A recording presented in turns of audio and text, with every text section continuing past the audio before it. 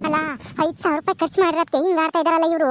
ಏನಾದ್ರೂ ನಾನು ಒಡವೆ ಮಾಡಿಸ್ಕೋಬೇಕು ಅಂತೇಳಿ ಒಂದು 50,000 ಲಕ್ಷ ಕೇಳಿದ್ರೆ ಕೊಡೋದೇ ಇಲ್ವೇನು? ನಮ್ಮನೆ ನನಗೆ ಈ ಮನೆಗೆ ಯಾವ ಹಕ್ಕು ಇಲ್ಲ ಅನ್ನಂಗೆ ಮಾತಾಡ್ತಾರೆ. ನನ್ನ ಗಂಡನೂ ಅವ್ರ ಪರವಾಗಿ ಮಾತಾಡ್ತಾರೆ, ನನ್ನ ಪರವಾಗಿ ಒಬ್ರು ಮಾತಾಡೋರೇ ಇಲ್ಲ. ಏನೇ ಆಗ್ಲೇಳು ಹಿಂಗೆ ಜೊತೆಗಿದ್ರೆ ನಮಗೆ ಕಷ್ಟ.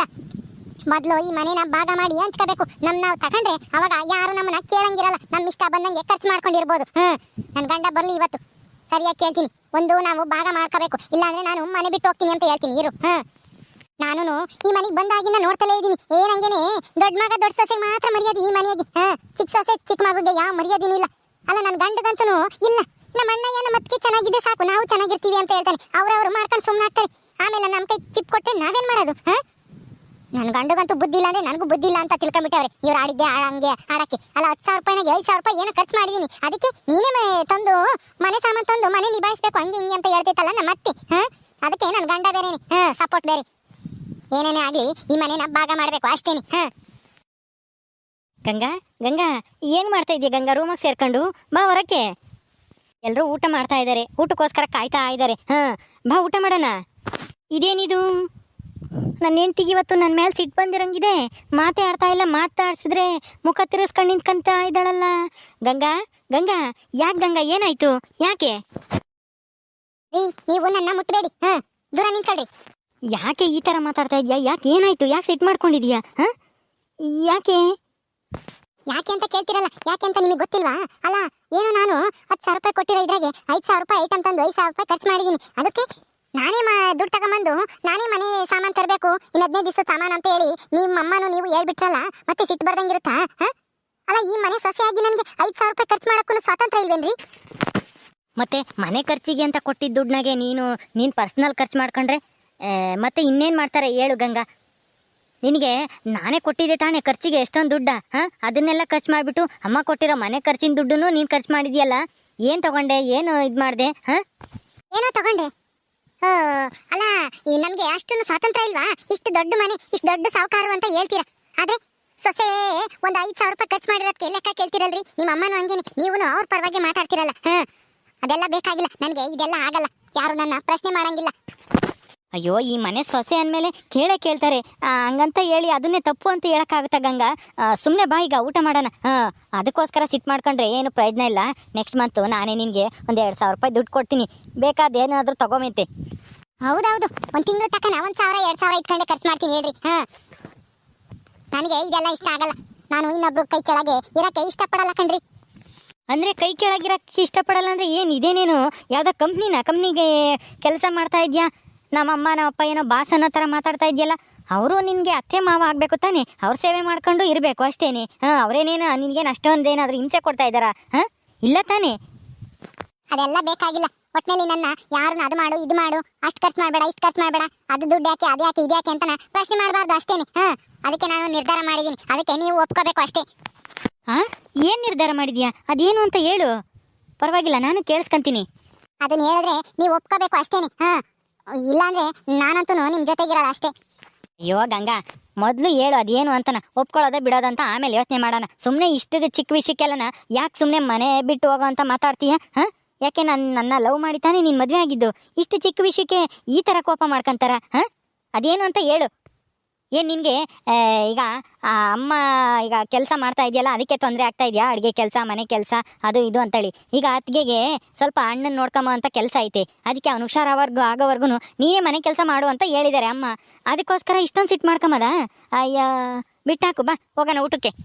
ಅದಲ್ಲ ರೀ, ಒಟ್ಟಿನಲ್ಲಿ ನನಗೆ ಸ್ವಾತಂತ್ರ್ಯ ಬೇಕು ಅಷ್ಟೇನೆ. ಸ್ವಾತಂತ್ರ್ಯ ಬೇಕಾ? ಏನು ಈಗೇನು ನಿನ್ನೇನು ಜೈಲ್ನಾಗ ಇಟ್ಟಿದ್ದಾರಾ? ಏನು ಅದೇನು ಅಂತ ಸರಿಯಾಗಾದ್ರೂ ಹೇಳು, ಅರ್ಥ ಆಗಂಗೆ. ಏನು ಅಂದ್ರೆ ಅದು ನಾವು ಬೇರೆ ಹೋಗೋಣ. ಸುಮ್ಮನೆ ಆಸ್ತಿನೆಲ್ಲ ಭಾಗ ಮಾಡ್ಕೊಡ್ರಿ ಅಂತೇಳಿ ಮಾವನ್ಗೆ ಹೇಳ್ಬಿಡ್ರಿ. ನಾವು ಬೇರೆ ಮನೆ ಮಾಡ್ಕೊಂಡು ಹೋಗೋಣ, ಅವ್ರು ಇಲ್ಲೇ ಇರಲಿ. ಆವಾಗ ನಮ್ಗೆ ಯಾರು ಕೇಳೋರು ಇರಲ್ಲ, ನಮ್ಮ ಆಸ್ತಿಲಿ ನಾವು ಹೆಂಗ್ ಬೇಕಾದ್ರೂ ಆರಾಮಾಗಿರ್ಬೋದು. ಅದಕ್ಕೆ ಇವತ್ತೇನೆ ಹೋಗಿ ಮಾವನ ಹತ್ರ ಅತ್ತೆ ಹತ್ರ ಹೇಳ್ಬಿಡ್ರಿ, ನಾವು ಬೇರೆ ಹೋಗ್ತೀವಿ ಅಂತನ. ಏನು ಭಾಗನ? ಏನು ಮಾತಾಡ್ತಾ ಇದೆಯಾ ಗಂಗಾ? ಮೈ ಮೇಲೆ ಪ್ರಜ್ಞೆ ಇಟ್ಕೊಂಡು ಮಾತಾಡ್ತಾ ಇದೆಯಾ ಹೆಂಗೆ? ಅಥವಾ ಏನು ಉಚ್ಕಿ ತಿಡಿತಾ ನಿನಗೆ? ಏನು ಈ ಥರ ಮಾತಾಡ್ತಾ ಇದೆಯಾ? ರೀ, ನಾನು ಸರಿಯಾಗಿ ಹೇಳ್ತಾ ಇದ್ದೀನಿ. ನಮ್ಮ ಮುಂದಿನ ಭವಿಷ್ಯ ಚೆನ್ನಾಗಿರ್ಬೇಕು ಅಂತಂದ್ರೆ ಈಗಲೇ ನಮ್ಗೆ ಬರ್ಬೇಕಾಗಿರೋ ಪಾಲನ್ನ ತಗೊಳ್ಳೋದು ಒಳ್ಳೇದು. ಮುಂದೆ ಏನಾಗುತ್ತೋ ಏನೋ ಹೇಳಕ್ಕಾಗಲ್ಲ. ಅದಕ್ಕೇನೆ ಹೇಳ್ತಾ ಇದ್ದೀನಿ, ನಮ್ಮ ಒಳ್ಳೇದಕ್ಕೇನೆ. ನೀವು ಸ್ವಲ್ಪ ಬುದ್ಧಿವಂತರಾಗಿ ಯೋಚನೆ ಮಾಡ್ರಿ. ನೋಡ್ಗಂಗ ನೀನ್ ನನಗೆ ಬುದ್ಧಿ ಹೇಳಕ್ ಬರಬೇಡ, ನನಗೆ ಬುದ್ಧಿ ಐತೆ. ನಿನಗೆ ಬುದ್ಧಿ ಕೆಟ್ಟಿರೋದು. ಅಲ್ಲ, ಇಷ್ಟು ಚೆನ್ನಾಗಿರೋ ಮನೆ ಬಿಟ್ಟು ಬೇರೆ ಹೋಗ್ತೀಯಾ? ಈ ಮಾತೇನನ್ನು ಕೇಳಿಸ್ಕೊಂಡ್ರೆ ನಮ್ಮಮ್ಮ ನಮ್ಮಪ್ಪ ಎಷ್ಟು ಬೇಜಾರು ಮಾಡ್ಕೊಂಬಲ್ಲ ಹೇಳು. ಈಗ ಏನಾಗಿದೆ ಅಂತದ್ದು ನಮಗೆ ಬೇರೆ ಹೋಗೋ ಅಂಥದ್ದು. ಇನ್ನು ಏನಾಗ್ಬೇಕು? ಈ ಮನೆಗೆ ಸ್ವಾತಂತ್ರ್ಯ ಇಲ್ಲ, ಎಲ್ಲನ ನಿಮಗೆ ಏನು ಇಲ್ಲ, ವ್ಯವಹಾರ ಎಲ್ಲನ ನಿಮ್ಮ ಅಣ್ಣ ನೋಡ್ಕೊಂತಾರೆ. ಈಗ ಇನ್ನೇನು ಇಷ್ಟ ದಿನ ನೋಡ್ಕೊಂಡ್ರಿ ಅಷ್ಟೇನೆ. ಈಗ ನಿಮ್ಮ ಅಣ್ಣನ ಕಾಲು ಹುಷಾರಾಗ್ತೈತಿ, ಇನ್ಮೇಲೆ ಎಲ್ಲ ವ್ಯವಹಾರನು ಅವರೇ ನೋಡ್ಕೊಂತಾರೆ. ಎಲ್ಲ ದುಡ್ಡೆಲ್ಲ ಚೆನ್ನಾಗಿ ಅವರು ಬ್ಯಾಂಕಿಗೆ ಅಕೌಂಟ್ನಾಗೆ ಹಾಕಂತಾರೆ. ಎಂಟಿ ಅಕೌಂಟ್ಗೂ ಎಲ್ಲ ಅಕೌಂಟ್ಗೂ ಅವರು ಅವ್ರ ಎಂಟಿ ಅಕೌಂಟ್ಗೆ. ಈಗ ಬೇರೆ ಎಂಟಿ ಮೇಲೆ ಎಲ್ಲಿಲ್ಲ ಪ್ರೀತಿ ಬೇರೆ ಉಕ್ಕಿ ಹರಿತಾ ಇದೆ. ಯೋಚನೆ ಮಾಡ್ರಿ, ಹಿಂಗೆ ಆದ್ರೆ ಅಷ್ಟೇನೆ, ನಮ್ಗೆ ಒಂದ್ ನಯ ಪೈಸೆನೂ ಕೊಡಲ್ಲ ಅವರು. ಅದಕ್ಕೆ ಈಗಲೇನೆ ಭಾಗ ತೆಗ್ಸೋದು ಒಳ್ಳೇದು. ಆಮೇಲೆ ನೀವು ಜಗಳ ಮಾಡ್ಬೇಕಾಗುತ್ತೆ ನಿಮ್ಮ ಅಣ್ಣನ ಹತ್ರ. ಅದಕ್ಕೆ ಚೆನ್ನಾಗಿದ್ದಂಗೆನೆ ಉಪಾಯ ಮಾಡಿ ನಮಗೆ ಬರ್ಬೇಕಾಗಿರೋ ಆಸ್ತಿನ ಮಾಡಿಸ್ಕೊಳ್ರಿ. ನೀನು ಒಳ್ಳೆಯವಳು, ನಮ್ಮ ಮನೇಲಿ ಹೊಂದ್ಕೊಂಡು ಹೋಗ್ತೀಯಾ, ನಮ್ಮ ಅಣ್ಣ ಅತ್ತಿಗೆ ಜೊತೆ ಚೆನ್ನಾಗಿರ್ತೀಯಾ, ನಮ್ಮ ಅಪ್ಪ ಅಮ್ಮಗೆ ಅಡ್ಜಸ್ಟ್ ಆಗ್ತೀಯಾ ಅಂತ ಹೇಳಿ ನಾನು ನಿನ್ನ ಲವ್ ಮಾಡಿ ಮದುವೆ ಆದೆ, ಒಪ್ಸಿ ಮನೆಯವ್ರನ್ನೆಲ್ಲ ನಮ್ಮ ಅತ್ತಿಗೆ ನಿನ್ನ ಮದುವೆ ಮಾಡಬೇಕು, ನಮ್ಮಿಬ್ರು ಮದುವೆ ಮಾಡಬೇಕು ಅಂತ ನಮ್ಮ ಅಪ್ಪ ಅಮ್ಮನು ಎಲ್ಲರನ್ನೂ ಒಪ್ಸಿ ಮದುವೆ ಮಾಡಿಕೊಂಡ್ರು. ಆದರೆ ಅಂಥವ್ರಿಗೆ ಇವತ್ತು ದ್ರೋಹ ಬಗಿಬೇಕು ಅಂತ ಯೋಚನೆ ಮಾಡ್ತಾ ಇದ್ದೀನಿ. ನಮ್ಮ ಅಣ್ಣ ಆಗಲಿ ನಮ್ಮ ಅತ್ತಿಗೆ ಆಗಲಿ ಯಾವತ್ತೂ ನಮಗೆ ದ್ರೋಹ ಮಾಡಲ್ಲ. ಬೇಕು ಅಂದರೆ ಅವರೇ ನಮಗೆ ಆಸ್ತಿ ಕೇಳಿದ ತಕ್ಷಣ ಕೊಡ್ತಾರೆ.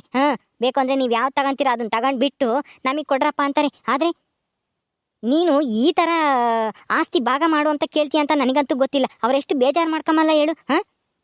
ನಮ್ಮಣ್ಣ ಏನೋ ಆ ದಿವ್ಯನಿಂದೆ ಹೋಗಿ ಒಂದು ಸ್ವಲ್ಪ ಕೆಟ್ಟೋಗಿರ್ಬೋದು ಅಷ್ಟೇ, ಆದರೆ ನನ್ನ ಮೇಲೆ ಯಾವತ್ತೂ ಪ್ರೀತಿ ಕಮ್ಮಿ ಆಗಿಲ್ಲ ನಮ್ಮ ಅಣ್ಣನಿಗೆ. ನೀನು ಸುಮ್ಮನೆ ಏನೇನೋ ಯೋಚನೆ ಮಾಡಿ ಭಾಗ ಗೀಗ ಅಂತೇಳಿ ಮಾತಾಡಿದ್ರೆ ನಾನಂತೂ ಸುಮ್ಮನಿರೋದಿಲ್ಲ ನೋಡು. ಹೌದಾ, ಸರಿ ಆಯ್ತು ಬಿಡಿ. ನೀವು ಭಾಗ ಕೇಳಲ್ಲ ಅಂತಂದ್ರೆ ನಾನಂತೂ ನಿಮ್ಮ ಜೊತೆಗಿರಲ್ಲ. ಹೊರ್ಟೋಗ್ತೀನಿ ನಾನು ತವ್ರ ಮನೆಗೆ. ನಾನು ಅಲ್ಲ, ಎಂಟಿ ಮಾತು ಕೇಳಲ್ಲ, ಅಣ್ಣನ ಮಾತು ಅದಕ್ಕೆ ಮತ್ತೆ ನಿಮ್ಗೆ ವೇದ ವಾಕ್ಯ ಆಗಿತ್ತಲ್ಲ. ನಮ್ಮ ಭವಿಷ್ಯಕ್ಕೆ ನಿಮ್ಮ ಒಳ್ಳೇದಕ್ಕೆ ಕಂಡ್ರಿ ಹೇಳ್ತಾ ಇರೋದು. ಮುಂದೆ ಏನಾದ್ರೂ ಹೆಚ್ಚು ಕಮ್ಮಿ ಆದ್ರೆ ಏನ್ ಮಾಡ್ತೀರಾ? ಈ ಆಸ್ತಿ ಎಲ್ಲನ ನಿಮ್ಮಪ್ಪ ಸಂಪಾದನೆ ಮಾಡಿರೋದು. ನಿಮ್ ತಾತನ ಆಸ್ತಿ ಅಂತ ಇರೋದು ಏನೂ ಇಲ್ಲ. 2 ಎಕರೆ ಜಮೀನು, ಒಂದು ಅದ್ಯಾವುದೋ ಹಳೆಯ ಮನೆ ಐತಲ್ಲ ಮುಂಚೆ ಇದ್ದಿದ್ದು, ಆ ಮನೆ ಅಷ್ಟೇ. ಇದೆಲ್ಲನ ನಿಮ್ಮಪ್ಪ ಸ್ವಂತವಾಗಿ ದುಡ್ದು ಸಂಪಾದನೆ ಮಾಡಿರೋದು. ಈ ಮನೆ ಆಗ್ಲಿ, ಆಸ್ತಿ, ಈ ಅಡಿಕೆ ತೋಟ ಎಲ್ಲನ. ಅದೇನಾದ್ರೂ ನಿಮ್ಮ ಅಣ್ಣ ಏನಾದ್ರೂ ನಿಮ್ಮ ಅಪ್ಪನಿಗೆ ಮೋಸ ಮಾಡ್ಬಿಟ್ಟು ಎಲ್ಲ ಹೆಸರು ಮಾಡಿಸ್ಕೊಂಡ್ರೆ ಏನ್ ಮಾಡ್ತೀರಾ? ಅದಕ್ಕೆ ಹೇಳ್ತಾ ಇದ್ದೀನಿ, ಈಗಲೇನೆ ಎಚ್ಚೆತ್ಕೊಳ್ಳೋದು ಒಳ್ಳೇದು ಅಂತಾನ. ನಾನು ಹೇಳೋ ಮಾತು ಕೇಳಿದ್ರೆ ನಾನಂತೂ ಈ ಮನೆಗೆ ಇರ್ತೀನಿ ನಿಮ್ಮ ಜೊತೆ, ಇಲ್ಲಾಂದ್ರೆ ಅಂತವ್ರ ಮನೆಗೆ ಹೋಗ್ತೀನಿ ಅಷ್ಟೇನೆ. ಎಂಟಿ ಮಾತಿಗೆ ನಾನು ನಿಮ್ಗೆ ನಿಮ್ಮ ಅಣ್ಣನ ಮಾತು ಅದಕ್ಕೆ ಮತ್ತೆ ಮುಖ್ಯನಾ? ಅಮ್ಮ, ಯಾಕ್ರಿ ಹೊಡಿತಾ ಇದ್ದೀರಾ? ನಾನು ಕೇಳಿದ್ರಲ್ಲಿ ಏನಾದ್ರೂ ತಪ್ಪಿದ್ಯಾ? ಅಲ್ಲ, ನನಗೆ ಹೊಡಿತೀರಲ್ರಿ ಎಂಟಿಗೆ, ನಾಚಿಕೆ ಆಗಲ್ವಾ? ನಾನೇನಾದ್ರೂ ತಪ್ಪಾಗಿ ಹೇಳಿದ್ನಾ ಅಥವಾ ಏನಾದ್ರೂ ನಿಮ್ಮನ್ನೇನಾದ್ರೂ ಬೈದ್ನಾ? ನಿಮ್ಮ ಒಳ್ಳೇದಕ್ಕೆ ನಾನು ನಿಮಗೆ ಆಸ್ತಿ ಭಾಗ ಕೇಳ್ರಿ ಅಂದ್ರೆ ನನಗೆ ಹೊಡಿತೀರಾ? ಆಯ್ತು ಬಿಡಿ, ನೀವು ಯಾವತ್ತೂ ಬದಲಾಗಲ್ಲ ಅನ್ನೋದು ಗೊತ್ತಾಯ್ತು ನನಗೆ. ನಾನಂತೂ ನಿಮ್ಮ ಜೊತೆ ಇರಲ್ಲ. ಹೋಗ್ತಾ ಇರು. ನಿನ್ನ ಇಲ್ಲಿರುವಂತ ಯಾರು ಕೇಳ್ಕಂತ ಇಲ್ಲ. ನಿನ್ಗೆ ಇಷ್ಟೊಂದು ದುರ್ಬುದ್ಧಿ ಐತಿ ಅಂತ ಮಾತ್ರ ನನಗೆ ಗೊತ್ತಿರಲಿಲ್ಲ. ಏನೋ ಬಡತನದಲ್ಲಿ ಹುಟ್ಟಿದ್ಯಾ, 3 ಜನ ಹೆಣ್ಮಕ್ಳು, ಒಳ್ಳೆ ಬುದ್ಧಿವಂತೆ, ಓದಿದ್ಯಾ ಅಂತ ಹೇಳಿ ನಾನು ನಿನ್ನ ಲವ್ ಮಾಡಿ ಮದುವೆ ಆಗಿ ಕರ್ಕೊಂಬಂದೆ. ಆದರೆ ನೀನು ಈ ಥರ ನಮ್ಮ ಮನೆ ಹೊಡಿತೀಯ ಅಂತ ನನಗೆ ಗೊತ್ತಿರಲಿಲ್ಲ. ಗೊತ್ತಿದ್ರೆ ನೀನು ಲವ್ವೇ ಮಾಡ್ತಾ ಇರಲಿಲ್ಲ. ಹೋಗ್ತಾ ಇರು, ಯಾರು ನಿನ್ನೇನು ಕಾಲು ಹಿಡಿದು ಬೇಡ್ಕಂತ ಇಲ್ಲ, ಇಲ್ಲೇ ಇರು ಅಂತಾನ. ಆಯ್ತು ಬಿಡ್ರಿ, ಆಯ್ತು ಬಿಡಿ, ನಾನು ಹೋಗ್ಲಿ ಅಂತಾನೆ ಕಾತ್ಕೊಂಡಿದ್ರು ಏನೋ. ಅಲ್ಲ, ನನಗೆ ಕೆನ್ನೆ ಹೊಡಿತೀರಾ ಅಲ್ವಾ? ಆಯ್ತು ಬಿಡಿ, ನನ್ನ ಮೇಲಿನ ಪ್ರೀತಿನಿ ಇವಾಗಿಲ್ಲ.